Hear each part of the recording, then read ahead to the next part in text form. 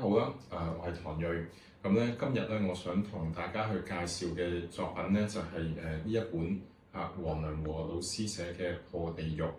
咁咧《破地獄》呢本書聽個書名咧，大家可能即刻就聯想咧就係嗰套電影啦。咁不過咧就呢本書咧同個電影咧應該就係冇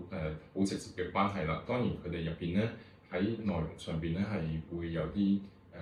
一啲共通嘅地方啦。咁喺主題上邊有一啲可以係互相共鳴嘅地方。咁不過咧就個故事啦入邊嘅內容咧，本書嘅故事嘅內容啦，同埋嗰個電影咧就冇一個好直接嘅關係。即係話咧呢一本書咧，佢並唔係咧嗰個電影嘅劇本嘅作品嚟嘅。咁呢一本破地獄啦，其實佢係一個嘅小説集嚟嘅。佢係由6個嘅中短篇啦嘅作品咧去構成嘅。咁先介紹一下作者先啦黃良和老師我諗可能好多熱愛香港文學嘅讀者都知道佢係香港嘅一個好出名嘅詩人啦。同時佢亦都係一位小説家。咁佢曾經出版過《餘奏》呢本小説集啦。咁大概就係喺2000年嘅時候，佢開始寫咗一系列嘅小説。咁當時咧都係非常之轟動，因為咧喺出版《餘奏》之前咧，其實黃老師咧主要都係寫詩啦，同埋寫散文。咁佢話佢都係有寫過一啲嘅小説嘅，但係喺《餘奏》之前咧就唔係太成功喎。佢話咁係直到咧《餘奏》嘅時候咧，咁佢嘅成個嘅小説嘅嗰個嘅造詣咧就展現咗出嚟啦。咁於是咧就亦都攞住一啲嘅重要嘅獎項啦。咁佢呢個嘅小説家嘅呢個嘅地位咧，亦都得以被確立啦。咁繼餘奏嘅小説集之後咧，呢一本破地獄咧就係佢之後嘅一本嘅小説集啦。喺呢本小説集入邊咧係有6個嘅篇章啦咁呢6個篇章咧分別咧就係還鄉啦、將郎變啦、破地獄啦、阿水、我和他。同埋仲有最後一篇咧，叫做個篇名比較長，叫做和你一起走過華富村的日子。咁介紹呢一本嘅小説集，其實咧係想同大家講下一啲喺文學評論入邊咧我哋都一啲比較常用嘅一啲嘅思路啦，同埋一啲嘅方法嘅。咁所以我就覺得呢一本嘅小説集咧係比較適合同大家去分享啦。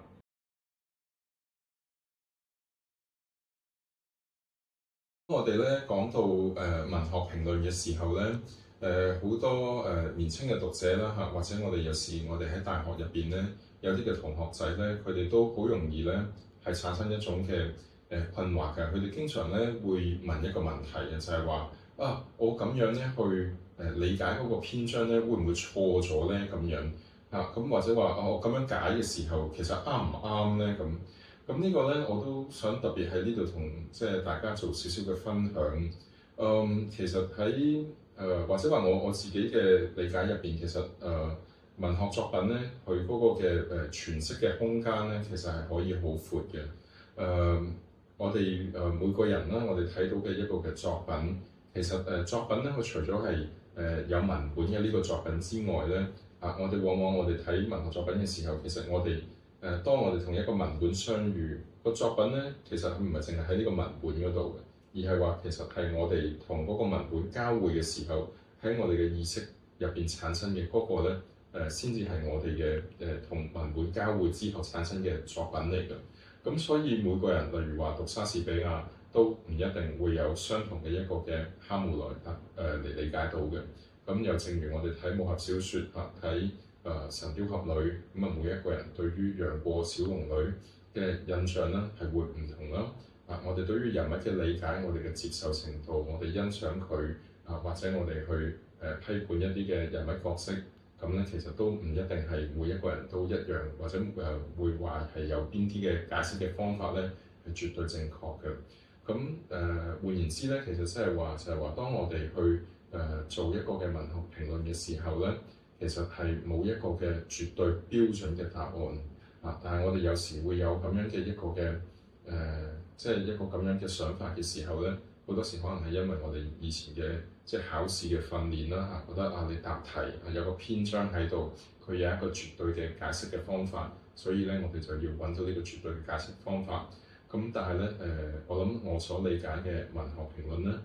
其實並唔一定係咁樣嚇。文學文本佢可以有好多詮釋嘅空間嚇，佢係比較開放嘅。咦？咁但係講到嚟呢度嘅時候，我哋都會有一個疑問啦。咁成件事咪好失控嚇？我中意讀呢本書嚇，明明咧人哋寫嘅係一啲好悲慘嘅事情，但係咧我覺得哇呢啲咁可憐嘅人物真係可笑啦！我可唔可以將佢讀到係一個嘅笑話書咁樣咧？咁會唔會又解得通咧？咁樣呢個咧就確實咧係有一啲即係關於評論嘅一啲嘅原則咧，我哋要留意啦。我哋唔一定要揾到我哋評論對象嘅一個嘅絕對正確嘅答案，但係咧當我哋去評論一個嘅作品嘅時候咧，評論者要做嘅咧係盡量避免去做一啲嘅誤讀啊，同埋咧係避免咧係做一啲嘅過度嘅詮釋。咁要做到避免誤讀啦、誤解啦或者過度詮釋啦，其實都有一啲嘅原則我哋可以去遵守嘅。包括咗就係話我哋首先係當我哋去做評論嘅時候，我哋提出一啲嘅觀點嘅時候咧，其實我哋有冇理據咧？例如話我哋有對於某個作品佢嘅一個嘅主題或者某個嘅表達所表達嘅情感，佢係咪真係咁嘅意思咧？咁我哋第一，我哋可以去檢視咧個作品嘅內部元素。內部元素包括咗啲咩？就係文本入邊嘅例如話佢嘅字詞啊、佢嘅結構啊，甚至乎係標點符號嘅運用啊，佢用到嘅一啲嘅修辭手法啊，咁呢啲咧都係其實就係一啲即係同語文相關啦，或者係文學技巧相關嘅一啲嘅元素。咁我哋就用呢啲嘅元素咧去檢視翻，就係話我之所以總結出一個咁樣嘅觀點咧，其實係合唔合理嘅。咁呢個係第一個大原則啦，就係話我哋用文本入邊嘅內部元素去幫我哋去確保我哋咧係言之成理嘅，我哋冇誤解或者誤讀嘅咁樣。咁其次咧，再可以拉遠少少啦，就係話我哋要避免咧，我哋誤解咗個作品或者誤讀咗個作品咧，我哋亦都可以咧去多少少對於個作品佢之所以誕生嘅背景啦，又或者個作家佢創作嘅動機係啲乜嘢嘢啦，又或者係個作品佢出現嘅時代個契機係點樣樣嘅一個嘅環境，佢嘅出現嘅地點啦，包括咗咁咧我哋越掌握得多呢啲嘅資料嘅時候咧，就比較能夠咧係我哋個減低我哋誤讀呢個作品嘅機會啦。咁咧講咗呢啲嘅大原則之後咧，我想翻嚟即係用呢個嘅破地獄嘅一啲嘅篇章作為一個例子啦嚇。咁咧就喺呢個篇章入邊咧，其實咧喺呢個作品入邊啦嚇，例如入邊佢會其實佢個所涉及嘅地域咧，就唔一定淨係香港嘅咁黃老師佢係一個嘅香港嘅作家，咁但係咧佢寫嘅古仔都唔一定淨係由於係香港嘅，好似喺呢個作品入邊其中還鄉呢一篇啦，同埋壓水呢一篇咧兩篇嘅作品啦，其實佢係有以一個嘅家人作為原型啦，黃老師嘅父親作為原型啦，或者佢家族入邊嘅一啲嘅古仔作為原型，然後咧再去發展出嚟嘅一啲嘅故事。咁喺呢度咧，我哋於是乎如果翻我頭先講嗰個原則，就係話，如果我哋對於呢個嘅作者咧，或者呢個作品佢背後嘅一啲嘅資料咧，我哋掌握得越多咧，對於我哋理解個作品避免誤讀嘅可能性咧就可以提高啦咁樣。咁例如頭先講到嘅還鄉同埋呢個壓水呢兩篇特別例如話壓水呢一篇啦入邊咧佢會有好多嘅時間嘅跳躍嘅佢有啲嘅情節咧開頭佢可能係以香港作為一個嘅敘事時間敘事地點，咁跟住咧但係突然咧就喺下一段咧就即刻已經係跳咗落去咧係翻去咧就係個人物喺過去肇興浙江紹興嘅時候嘅一個應該係叫紫紅山嘅地方啦。咁咧同當時嘅一啲嘅親戚所發生遇到嘅事情，咁然後再喺後邊有一啲嘅情節，又會突然之間就會講出呢個人物落咗去廣州咁樣。咁個時間嘅跳躍咧，時空嘅跳躍咧，其實都幾多嘅。咁有啲時候咧，如果例如話我哋唔知道紫紅山喺邊度啊，又或者係其實甚至可能啱啱佢個時空跳躍開始嘅時候咧，我哋係唔即係佢冇特別指明嘅時候咧，咁我哋好多時係把握唔到個文本，佢原來佢已經轉咗場景啊咁樣。咁但係當我哋對呢個作家或者作家佢嘅創作背景啦，我哋有一定嘅了解嘅時候咧，咁咧呢度咧我哋喺嗰個去詮釋個文本嘅時候咧，就相對咧就會比較容易跟得到嗰個文本嘅脈絡啦。同時間我哋亦都唔會誤會咗，唔通香港係有座紫紅山嘅咁樣，咁就唔會啦。咁喺呢度就係頭先講到就係話黃老師啦，咁黃老師咧佢嗰個嘅家庭嘅背景啦，或者佢嗰個嘅即係家族嘅背景啦，佢父親咧就係嚟自咧浙江嘅紹興嘅。咁正如頭先講到就係話呢一本嘅破地獄入邊咧，其實有唔少嘅內容咧係嚟自以佢屋企人嘅一啲嘅經歷作為原型㗎。而阿水嗰一篇咧就係以佢爸爸嘅一啲嘅故仔嘅經歷作為原型。於是乎，當我哋掌握咗例如佢爸爸係咧係嚟自浙江嘅紹興嘅時候咧，咁我哋就知道嗰個嘅敘事嘅時空嘅跳躍咧，就係原來咧係指涉到咧就原來跳出咗香港啦。個人物咧佢係講緊開頭，佢係講緊個人物係即係一個比較後嘅時間係喺香港呢個人已經嚟到香港啦。咁佢跟住再追溯翻佢過去喺呢個嘅紹興嘅時候咧因為咧係佢嗰個人物嘅爸爸因為佢曾經係遭遇到一啲事，於是乎咧變咗即係有啲失咗心瘋啊。咁跟住咧就俾佢嘅即係族人去蝦啊，去欺負啊。咁於是乎甚至佢哋咧連去佢哋個即係所屬嘅一個即係有爭議嘅一個嘅山上邊去挖個筍咁樣咧，咁咧都結果佢都會俾佢嘅族人去打去罵啊咁樣，咁啊有種好凄涼嘅或者係即係親人之間嗰種有種比較惋惜、比較可惜啦，或者比較令人覺得即係比較哀愁嘅一個嘅咁樣嘅關係咯咁樣。咁所以當我哋去掌握得越多嗰個嘅作品背景嘅資料啦，特別係作者嘅一啲嘅背景資料嘅時候咧，咁咧我哋當我哋去評論或者去詮釋一個文學作品咧嘅時候咧，我哋就可以盡量避免或者減低咧我哋對呢個作品嘅誤讀啦，同埋咧一啲嘅過度詮釋啦。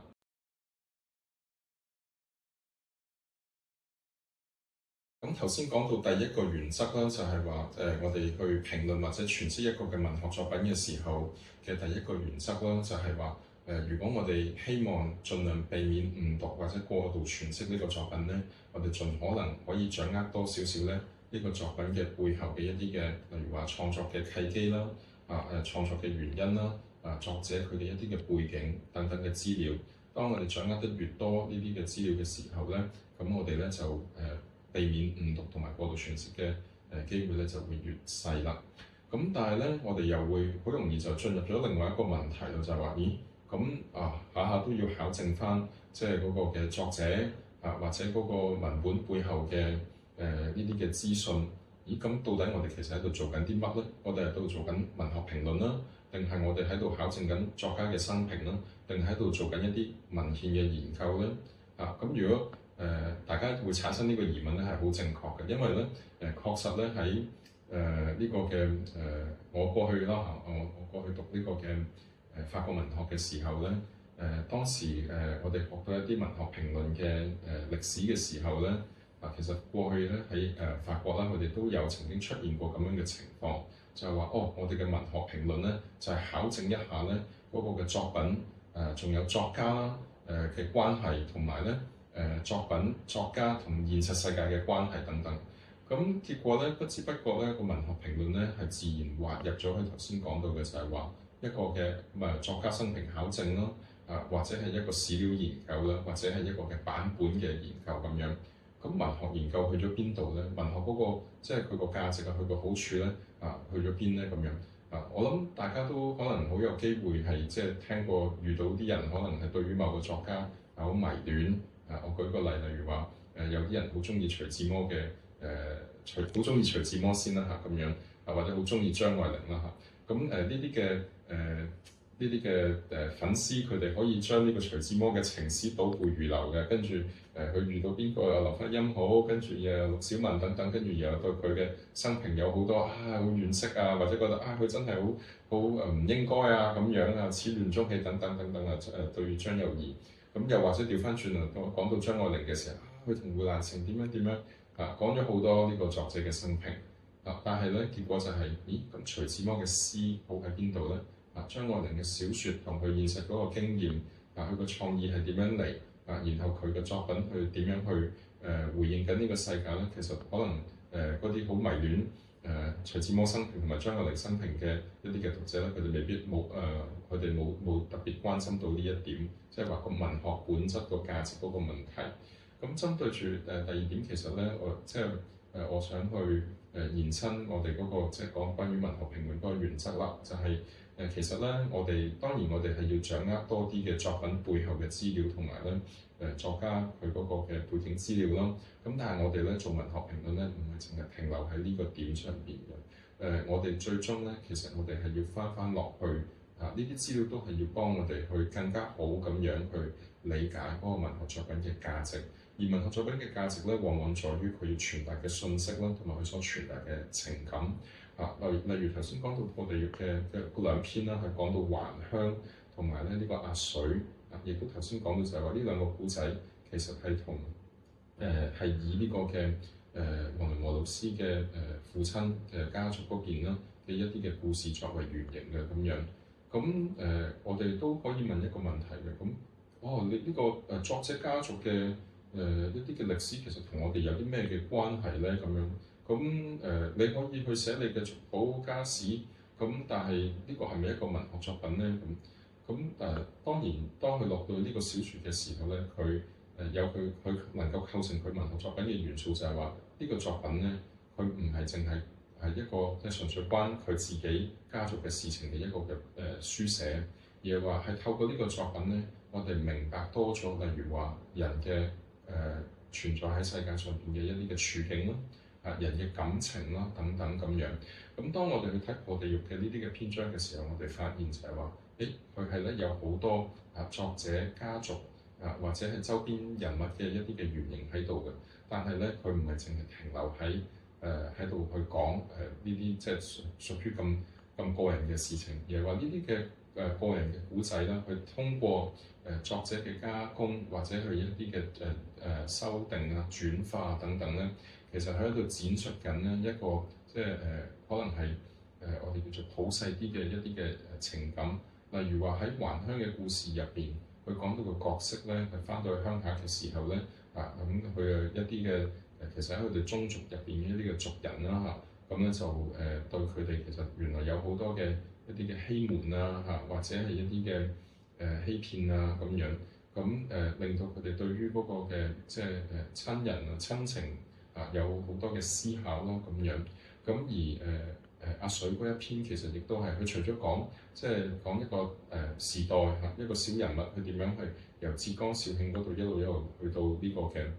香港佢嘅經歷啦呢個亦都係即係透過呢個小人物我哋都睇到一啲時代嘅大嘅轉折或者係好多都同樣屬於其他人嘅故事，呢個係一樣啦。咁另外一方面咧，亦都會睇到就係話又係啦嗰種家庭啦，親情係乜嘢嘢咧？親情係咪一定就好似我哋以前所講嘅即係父慈子孝嗰種咁刻板嘅印象咧？原來喺家族入邊咧人嘅情感之間嗰種嘅連結咧，可以好複雜可以佢可以好美麗，但係同時間佢亦都可以有好多嘅張力。原來唔係我哋所刻板印象所理解嘅咁簡單，就係大家就即係各司其職各守其位咁樣。原來咧入邊會有啲私心啦人係會有私心嘅但係亦都有啲人可以係好無私嘅有美好嘅一面，有光輝嘅一面等等。咁呢個咧就係當我哋去睇呢個嘅文學作品嘅時候咧，我哋可以去留意㗎啦。就係話係個作品咧，其實佢展現緊點樣嘅信息同埋點樣嘅感情啦。呢個係我哋係去論啦嚇，或者詮釋呢個文學作品嘅時候，我哋要達到嘅目標啦。咁當我哋咧如果想更加好咁樣去明白啊，原來作者咧佢係想表達啲咩信息，或者係表達啲咩情感嘅時候，咁於是乎我哋又要問一個問題咯。咁喺個作品入邊咧，佢係用咗啲點樣嘅一啲嘅手法文學手法去令到咧呢啲嘅信息同埋呢啲情感更加有效咁樣去展示出嚟嘅。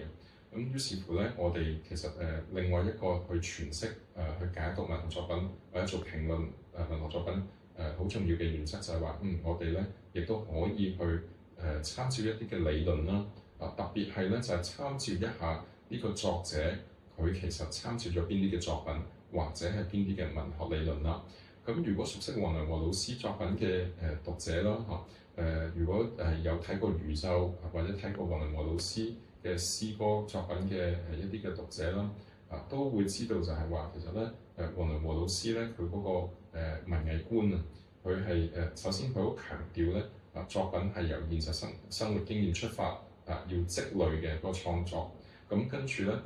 同時咧就係話但係呢種即係積累咧呢個現實嘅經驗咧唔係淨係咧我直接咁樣去寫翻出嚟嘅，要為咗去可以更加好咁樣去凸顯呢啲咁樣嘅各種嘅情感咧，有啲時候我哋係需要一啲藝術特別嘅藝術手法嘅而如果睇過餘奏呢個作品呢個小説集嘅一啲嘅讀者咧，都會明咧就係或者都會知道啦其實黃良和老師咧佢寫餘奏嘅時候咧，佢其實係都幾參照咗啦幾多咧係余華嘅作品嘅，特別係咧余華佢有幾部作品咧，佢係比較暴力同埋血腥一啲嘅，就係現實一種啦、河邊的錯誤啦，同埋1986。咁喺呢幾部作品入邊咧，余華咧佢係想凸顯咧就係即係人性嗰種即係潛藏嘅暴力啦。我哋同埋嗰種我哋對原來咧人對暴力嘅嗰種嘅冷漠啦，係原來更加暴力嘅咁樣。咁呢一個咁樣嘅信息。咁於是咧喺餘奏嘅系列嘅小説入邊咧，其實我哋都枕住都會睇得到咧，就係有呢個咁樣嘅信息係存在嘅。咁而嗰種另外啦除咗余華嘅呢個咁樣嘅主題暴力嘅主題之外啦，瘋癲啦都會喺餘奏嘅呢個系列嘅作品入邊見得到。咁除此之外咧，其實咧黃老師亦都好中意卡夫卡嘅作品嘅。喺呢個嘅破地獄嘅罪入邊咧，黃老師亦都有特別有引用到卡夫卡鄉村醫生嘅呢個嘅小説，咁樣去講佢一啲嘅文藝觀啊。咁而黃老師除咗係中意卡夫卡嘅作品入邊嘅主題之外咧，佢亦都經常去學咧就係卡夫卡或者余華都學卡夫卡一個所謂嘅仿夢嘅筆法。咁咧呢啲嘅仿夢嘅筆法咧，佢可以去增強嗰個嘅小説嘅嗰種嘅戲劇效果啦嗰種嘅嗰種放大嘅效果啦。但係同時間亦都能夠更加尖鋭咁樣去凸顯咧人嘅潛意識嗰種迷迷惘惘、恍恍惚惚嘅時候咧嗰種嘅想像啦或者係某一啲嘅慾望啦等等咁樣。而呢一種嘅仿夢嘅筆法或者頭先講到餘華瘋癲暴力嘅主題咧，其實亦都有轉化咗落嚟咧。呢個嘅破地獄入邊其中一個篇章就係蟑螂片啦。咁蟑螂片咧係有結合一啲黃老師嘅現實生活經驗嘅，包括咗就係話佢確實佢屋企咧係即係有一段時間係經常出現曱甴，而佢冇辦法去殲滅佢哋咁樣，咁於是乎令到佢好困擾咁樣。咁但係佢就喺一個咁樣嘅現實嘅經驗基礎入邊咧，佢就再將呢個經驗咧再延伸去思考好多嘅問題。咁就寫咗一個非常之荒誕嘅故事包括咗佢其實佢入邊佢亦都會講到呢個人佢對蟑螂結果就有種即係好似創傷後群咁樣嘅，有種甚至迷戀啦好似要狩獵每日夜晚起身如果打唔到啲蟑螂咧，就有啲唔安樂咁樣，好似非常之迷戀又研究佢哋咁樣。咁中間佢其實係借住呢啲咁樣嘅荒誕嘅情景咧嚟展示就係即係當然人嗰種即係其實都有一種暴力啦，即係要殲滅一種生物嘅一種咁樣嘅慾望。咁後邊咧其實即係亦都好誇張咁樣講到就係話呢個人咧係就夾硬要逼啲仔女咧去同佢一樣研究個蟑螂啦，甚至綁住個女要逼佢飲嗰啲曱甴水啊咁樣。咁呢個嗱有好多人都曾經問過老師就係話呢個係咪真嘅咁樣寫到咁似層層？咁當然呢個就係藝術加工啦，就係話佢用咗一啲卡夫卡或者余華嘅寫作嘅技巧主題擺咗落去，咁大家唔好將佢當真係話史料咁樣去讀啦。咁老師之所以咁樣轉發，其實就希望透過呢種咁樣嘅藝術嘅手法、文學嘅手法，更加好咁樣去展現，或者更加鮮明咁樣去展現咧人嗰種嘅暴力瘋癲嘅傾向。同時間，其實喺個小説入邊，佢亦都有借住呢啲咁樣嘅小嘅情節，亦都有去批評又好，或者去刺激我哋去反思，就係話教育嘅問題啦。同埋就係去到後邊咧。有一啲即係我哋旅遊啊、發展啊、欺騙啊等等嘅一啲嘅問題啊咁樣，咁所以咧就如果作為一個嘅總結啦嚇咁樣，咁我想同大家分享嘅就係話一個簡單，即係今日作為一個簡單嘅文學評論原則嘅一個嘅分享啦嚇，我想同大家做一個少少嘅總結，就係其實作為一個評論嘅入門啦，或者一啲基本嘅原則我哋想好好咁樣去能夠做一個評論咧。第一評論咧文學作品嘅詮釋咧係冇一個絕對嘅標準嘅答案嘅，佢有一定嘅彈性同埋空間喺度嘅。咁但係咧呢個彈性同埋空間咧又唔係好失控嘅喎，佢係咧有即係一定嘅原則啦，我哋要持守住。咁如果我哋能夠持守一啲嘅原則咧，我哋就可以避免我哋咧係誤讀啦，或者過度詮釋呢個作品。咁呢個係第一個首要嘅原則。咁呢個原則咧，亦都就係話如果我哋係掌握得越多呢個嘅作品嘅背景資料啦，作家嘅背景資料啦，咁就可以咧係減少我哋誤讀呢個作品或者過度詮釋呢個作品嘅機會啦。呢個就係第一個大原則。咁而如果我哋想更加好咁去可以將我哋嘅評論聚焦喺分析作品嘅藝術價值多於，而唔係話純粹做一個史料嘅考證、版本嘅考證咧。咁第二個原則咧就係我哋要亦都去審視一下啦，去欣賞嗰個嘅作品，學識欣賞啦個作品入邊嘅藝術價值啊。而幫我哋去揾到呢個作品藝術價值嘅好好嘅一個方法咧，就係我哋去睇下呢個作家佢係參照咗邊啲嘅文學作品啦，或者文藝理論。我哋掌握得比較多嘅時候咧，咁就比較容易睇得到佢喺呢個作品入邊所運用嘅一啲嘅創作嘅技巧啦。咁當我哋揾到呢啲創作嘅技巧，識得去睇呢啲創作技巧嘅時候咧，咁亦都就可以俾我哋更加有效咁樣去睇到個作者其實佢係想透過個作品傳達啲乜嘢嘅信息同埋咩嘅感情，以及佢係咪成功咁樣去即係確立到去塑造到呢個嘅作品嘅藝術價值啦咁樣。好，咁我同大家分享就到呢度為止啦，多謝。